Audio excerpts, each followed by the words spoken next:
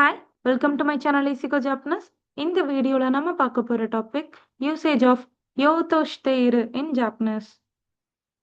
யோதோஷ்தேரு. It is used with actions or changes that are just about to start, about to end or developing into a new state.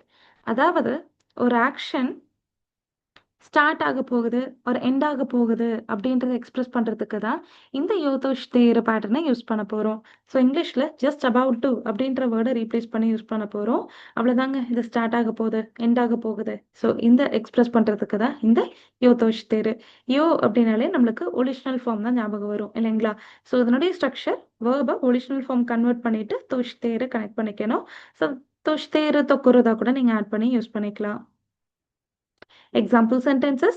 தென்ஷாகா ஷுப்பட்சு ஷியோதோஷ்தேரு. So train வந்து கிளம்ப போகுது.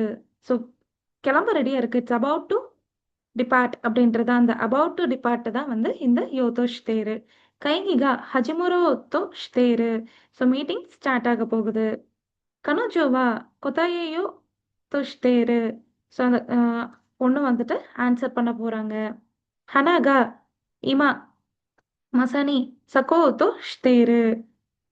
So flower வந்துட்டு இப்போ பூக்க போகுது. It's about to bloom. கைஷாவா அதரஷி ஹோஷின்வோ ஹப்யோஷியோதோஷ்தேரு. ஸோ கம்பெனி வந்து ஒரு நியூ பாலிசியை அனௌன்ஸ் பண்ணலான்னு இருக்காங்க, அனௌன்ஸ் பண்ண போகிறாங்க. ஸோ ஒரு ஆக்ஷனை பண்ண போகிறாங்க. ஸோ ஸ்டார்ட் பண்ண போகிறாங்க, ஒரு எண்ட் பண்ண போகிறாங்க. ஃபார் எக்ஸாம்பிள், வீட்டுக்கு பக்கத்தில் ஒரு பில்டிங் வந்து கட்டி முடிக்க போகிறாங்க, பார்க் வந்து ரெடி பண்ணி முடிக்க போகிறாங்க. ஸோ இந்த மாதிரி ஒரு விஷயத்த ஸ்டார்ட் பண்ண போகிறாங்க, எண்ட் பண்ண போகிறாங்கன்றதை எக்ஸ்பிரஸ் பண்ணுறதுக்கு இந்த பேட்டர்னை யூஸ் பண்ணிக்கோங்க.